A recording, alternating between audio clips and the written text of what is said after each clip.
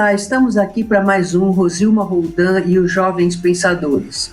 E hoje trazemos aqui um jovem pensador, um doutor, fez o seu doutorado sobre uma obra muito importante, sobre uma preocupação muito importante, que são os impactos sociais das grandes construções. Porque sempre vemos as grandes construções, as grandes obras, né, que os governantes fazem, mas poucas pessoas se detêm, se preocupam. O que aconteceu com as populações que viviam nesses espaços? Então, é para falar sobre isso que nós vamos entrevistar aqui, direto de Goiás. Olha só como a internet permite isso para a gente, nessas entrevistas remotas, o doutor Flávio Lopes Ribeiro, que, com muita honra, nós recebemos aqui nesse programa que é feito para trazer informação de qualidade, informação importante, informação verdadeira, para incentivar a criação de novos pensamentos e não repetição de pensamentos de outras pessoas que a gente nem sabe que se são verdadeiros. Verdade ou não, professor, doutor Flávio Lopes Ribeiro, prazer enorme em tê-lo no nosso programa Jovens Pensadores. Olá, Rosilma, olá a todos. Verdade, né? Estamos vivendo uma época que a gente vê notícias, informações de tudo quanto é lado, não sabemos se elas são verdadeiras ou não. Então, por isso que ao escrever meu livro, né, o impacto social da transposição do Rio São Francisco, eu fiz questão de deixar ali um capítulo especial sobre a ciência, principalmente ciências sociais, para que o leitor pudesse acompanhar da onde vieram essas informações, como elas foram coletadas, como elas foram tratadas e como elas foram analisadas, né, de uma forma respeitando aí todo o rito científico. O professor Flávio, me diga uma coisa. Eu estava apresentando você, que a gente sempre se preocupa com as obras, né? Principalmente os governantes, né? Dizem até que eles fazem grandes obras porque é lá que eles conseguem mais propina, né? Mas não sendo tão maldosos, né? As obras são importantes, né, para o progresso das cidades. Mas a gente sabe, né, por vários casos que a gente tem visto, né, Brumadinho, Mariana e até em outros países do mundo, que realmente as populações, isso já aconteceu muitas vezes aqui no Brasil, por conta dessas grandes obras, elas sofrem um grande impacto, né, social, cultural, econômico, físico. Muitas vezes elas têm que abandonar suas casas, sua cultura, sua cidade. A cidade às vezes fica submersa, né? Então, eu queria que você conversasse um pouco com a gente. O que você descobriu nessa ampla pesquisa que você fez sobre esses impactos sociais? Acho que a primeira descoberta é que grandes obras vêm com grandes riscos. A gente até chama de mega obras. E essas mega obras, essas mega infraestruturas, elas vêm com mega riscos também. E isso não é de hoje, né? A gente já tem inúmeros exemplos aí no passado, então falando só de obras de integração de bacias hidrográficas, né, como, por exemplo, a transposição do Rio São Francisco, que estão sendo feitas no mundo inteiro como das principais respostas à questão da escassez hídrica, né, por causa da seca e por causa do aumento da população. Então, por exemplo, na antiga União Soviética foi feita uma obra no Mar Aral, né, chamada Transposição de Caracum, muito parecida com a transposição do Rio São Francisco. E acabou com o Mar Aral. Né? Teve um colapso ambiental, porque tirou mais água do Mar Aral do que ele conseguia ter de água de forma natural, se recarregar, e isso ao longo do tempo foi diminuindo o Mar Aral, né, como um todo, e aí teve um impacto ambiental. Esse impacto ambiental teve um impacto social, e esse impacto social teve um impacto econômico, levando ao total colapso das populações que viviam ali. Hoje em dia, esse evento foi considerado um dos maiores impactos ambientais que o ser humano já causou na Terra, até, claro, né, depois Mariana, que se igualou a esse evento. Na China, por exemplo, que historicamente usa a transposição de rios para lidar com a questão de escassez hídrica. Até antes de Cristo, a gente tem relatos na China de obras, né, desse porte, e não com a magnitude que a gente tem agora, por causa da tecnologia, claro, mas ela fez a maior transposição entre rios do planeta, que é a transposição sul-norte na China. Mas essa transposição gerou tanta dor de cabeça e tanto impacto que não havia sido pensado antes, né, que a China decidiu abandonar esse tipo de obra e não vai mais investir em mega infraestrutura para a questão de escassez hídrica, né, para lidar com a seca. Vai investir muito mais em soluções baseadas na natureza, como, por exemplo, o reflorestamento, a recarga dos aquíferos de forma natural, do que esse tipo de obra. Só para a gente ter uma noção dos números, essa obra na China mobilizou 10 milhões de pessoas que tiveram que sair das suas casas e ir para outros lugares. Isso não havia sido planejado, então elas ocuparam outras cidades, periferias, gerando outros tipos de problema, como a falta de planejamento urbano, assentamentos precários, né, além de todo o impacto ambiental que isso causa.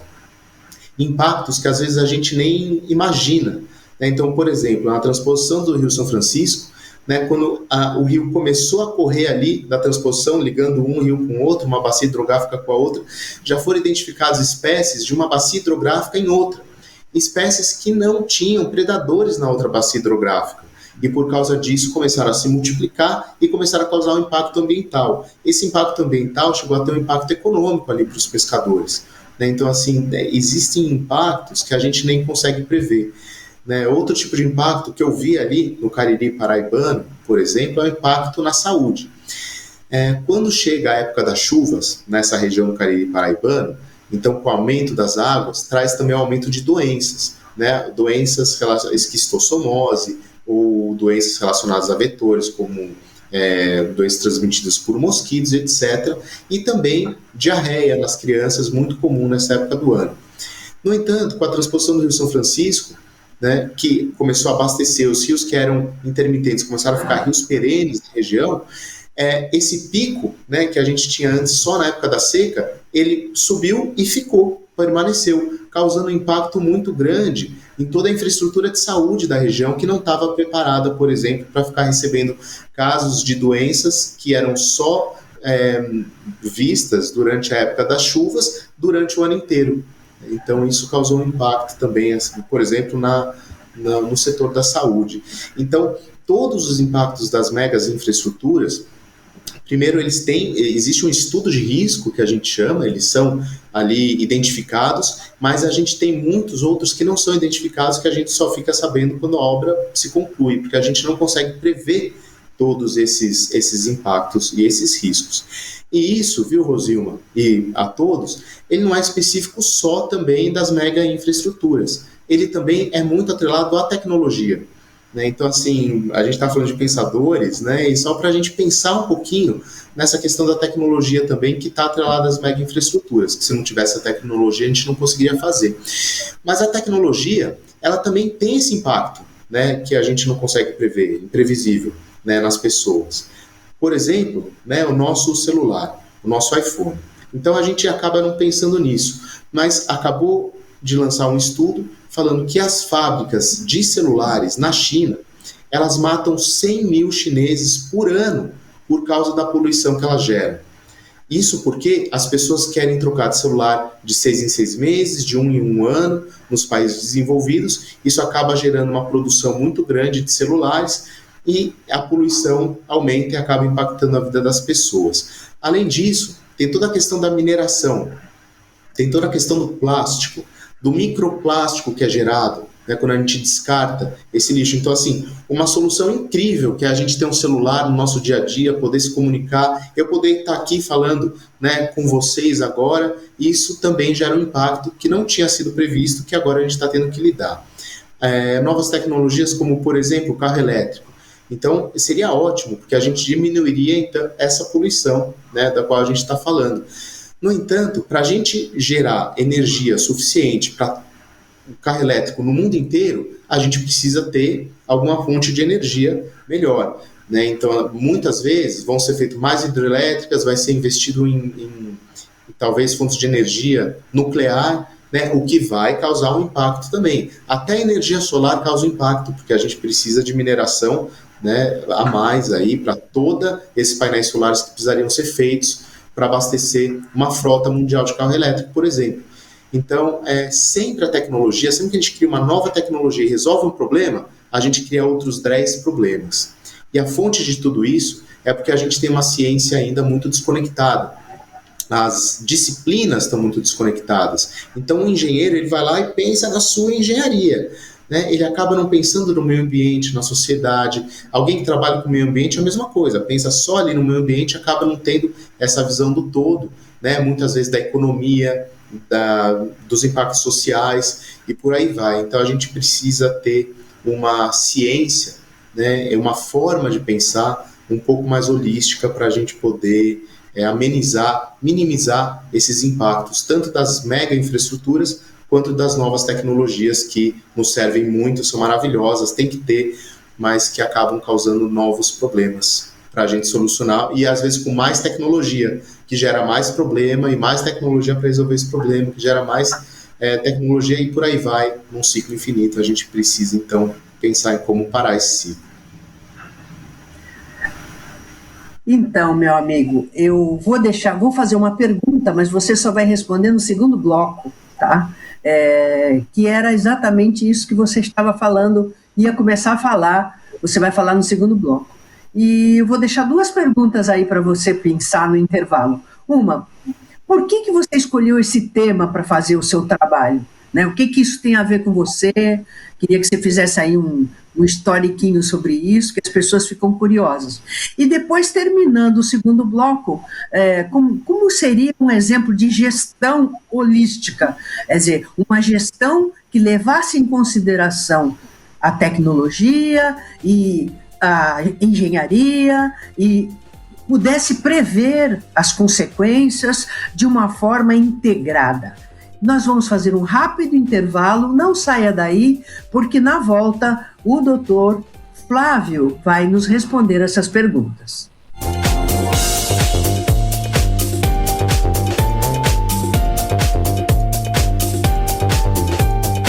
Pensando na facilidade e maior conforto para você, o aplicativo da TV Com oferece nossa programação ao vivo 24 horas e interação com nossas redes sociais. O app TV Com Play já está disponível no Play Store para sistema Android e no App Store para sistema iOS. TV Com, interagindo com você.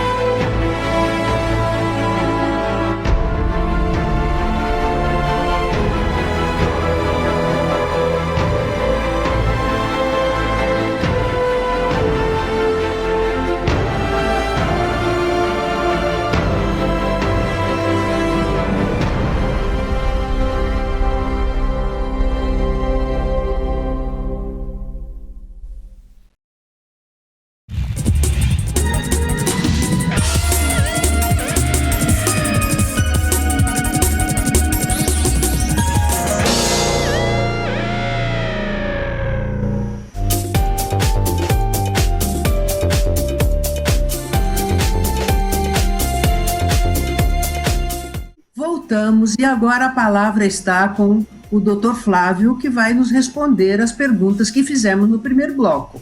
Como é que ele chegou a esse tema? O que isso tem a ver com o que ele pensa e o que ele acredita, e falar um pouquinho de como é uma gestão preocupada com o meio ambiente, com a seca, com os recursos hídricos, uma gestão voltada para o desenvolvimento, uma gestão holística. Como é que é isso, doutor Flávio? Olá, Rosilma, novamente. Eu vou começar pela primeira pergunta, então, e aí eu já emendo para a segunda. A primeira pergunta é como eu cheguei nesse tema, né? Como eu fui estudar, então, o impacto social da transposição do Rio São Francisco. Bom, eu sou psicólogo de formação e eu sempre trabalhei na área clínica e na área social ao mesmo tempo. E nesse meu trabalho na área social, acabei fundando uma ONG para trabalhar a redução da violência na periferia, a cultura de paz aí na região de São Paulo. E uma das participantes dessa minha ONG, que sempre estava ali com a gente, era do Clube Rotary, e falou para mim que tinha uma bolsa de mestrado para um curso de resolução de conflitos e paz, alguma coisa assim, na Universidade de Berkeley, que eles estavam dando bolsa. E eu fiquei super animado, falei, bom, é isso que eu quero, adoro esse tema, me candidatei. Só que, ao mesmo tempo, eu procurei outras universidades e encontrei a Universidade de Uppsala, na Suécia, que trabalhava o mesmo tema, paz e resolução de conflitos.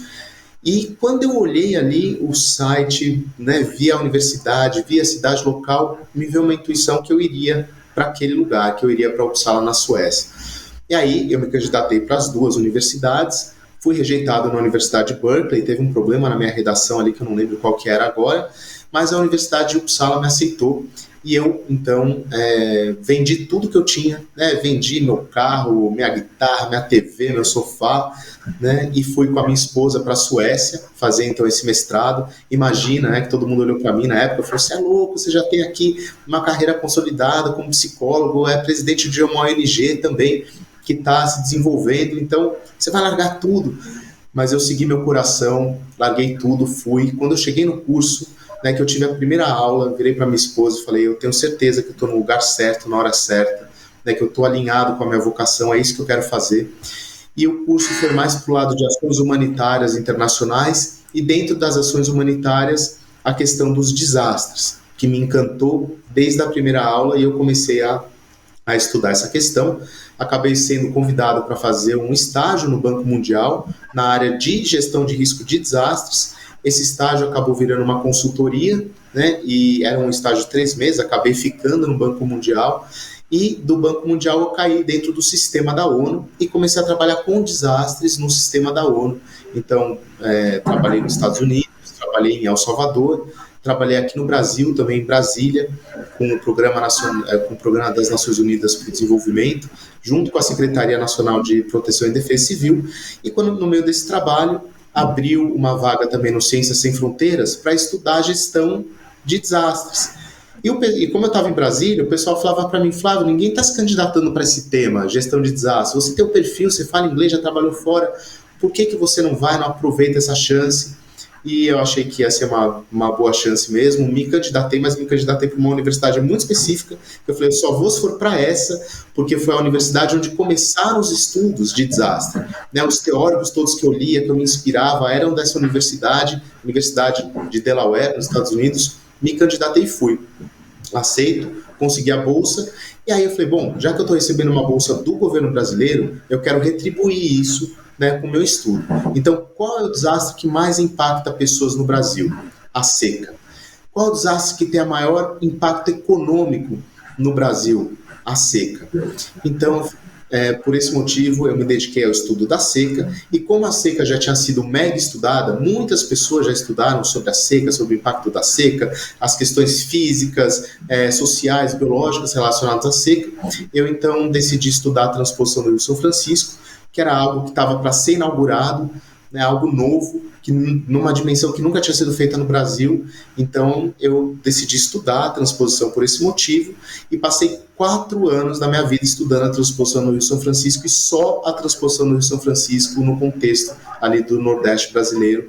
Então eu estudei a parte física, estudei os impactos ambientais, estudei o histórico da indústria da seca, estudei ela de todos os ângulos possíveis. Em todas as aulas eu encaixava a transposição no Rio São Francisco. Os meus colegas, eles já sabem, ficar especialistas, né, em tudo isso, porque em todas as aulas eu ia, apresentava, só que era uma aula diferente, com um ponto de vista diferente, e que eu recebia feedbacks diferentes dos professores, dos alunos, e tudo isso serviu, então, para eu compor, né, uma visão, que nem a gente estava falando, holística, da transposição do Rio São Francisco, e por isso mesmo virou um livro. O meu professor me incentivou muito, falou que estava um estudo bastante completo, mereceria virar um livro, e eu me dediquei então para fazer o livro. E a segunda pergunta era sobre como que a gente pode então fazer uma gestão holística. E isso, no meu ponto de vista, ele passa por uma questão que é muito anterior, que é a questão da nossa educação. A gente é educado a enxergar as coisas separadas, em caixinhas, desde o começo. E isso acaba trazendo um prejuízo para a gente ter uma visão como um todo. Eu acho que a primeira separação que a gente aprende, e que é, na verdade, uma ilusão, é a separação de que nós somos separados dos outros e nós somos separados do meio ambiente, do contexto onde a gente está. Então, quando a gente se vê separado, né, a gente acaba não ligando muito para os impactos que a gente tem das nossas ações, porque a gente não tem a dimensão que as nossas ações têm na vida dos outros, no meio ambiente, na economia. Então, quando a gente se vê integrado, é muito mais fácil da gente fazer uma ciência integrada também, e isso poderia estar no currículo das escolas, né, uma visão muito mais integrada desde a base.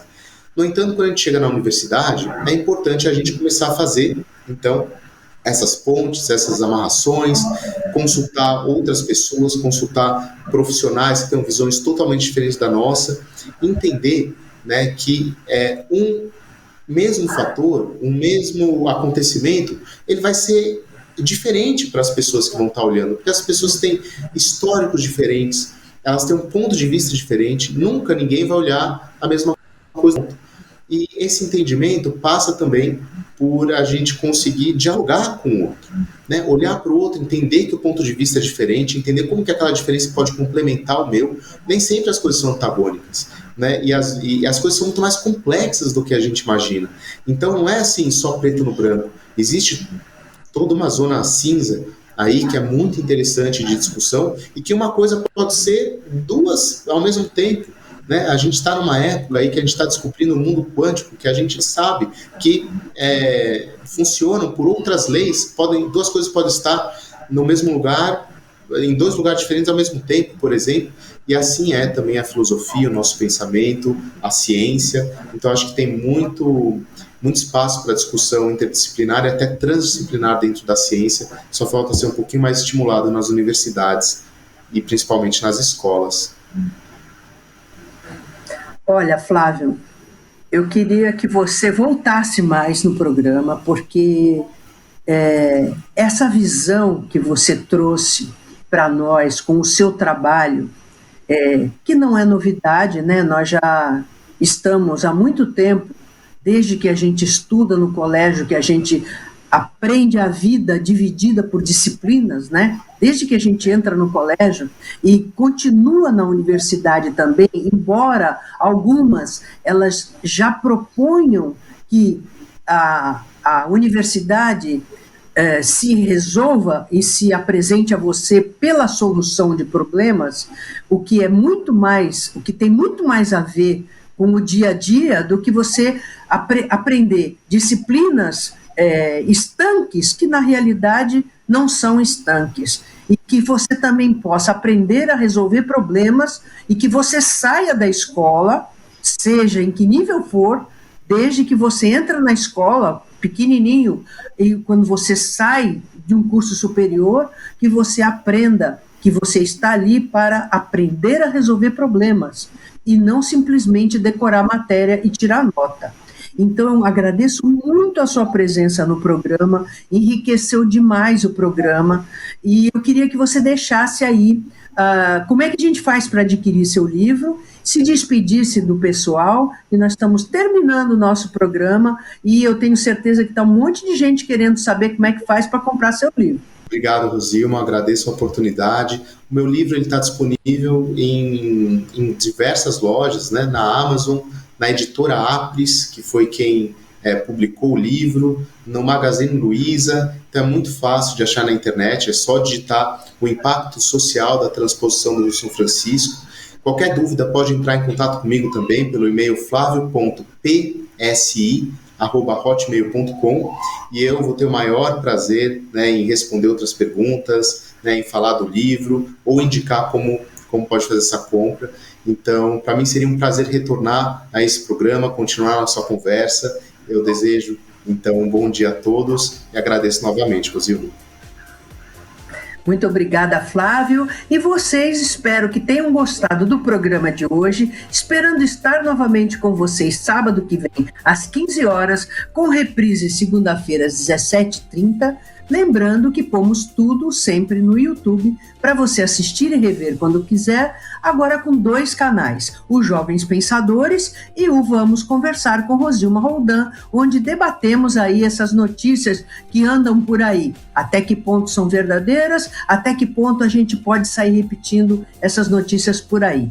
Até a próxima!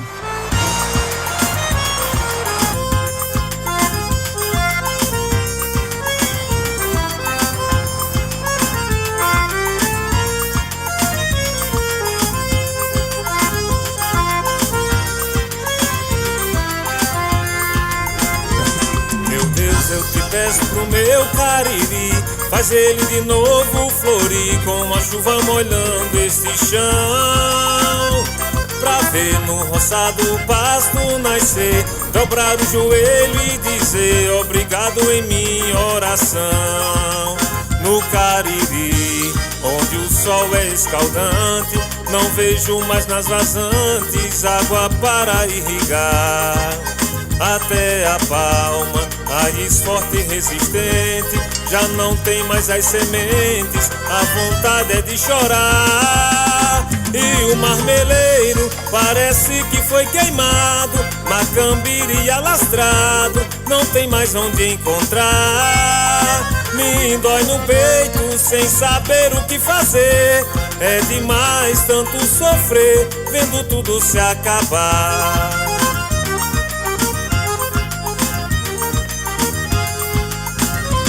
Meu Deus, eu te peço pro meu Cariri, faz ele de novo florir, com a chuva molhando esse chão, pra ver no roçado o pasto nascer, dobrar o joelho. Chega a me arrepio, assim, porque eu sou, assim, apaixonada, né, por tudo isso.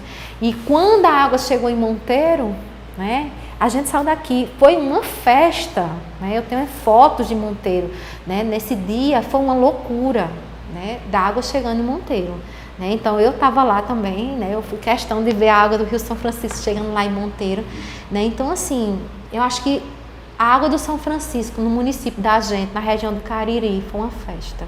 Eu tenho medo que no futuro a transposição só tenha servido para fazer uma propaganda política e que essas pessoas não venham continuar utilizando. A minha preocupação é essa. É um dos grandes medos que a gente tem, essa água passar a ter dono.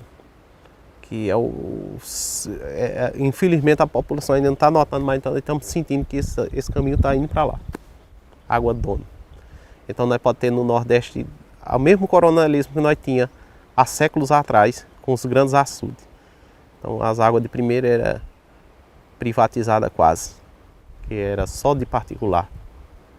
Como teve as grandes secas, as grandes obras, e não solucionaram os problemas da gente, não.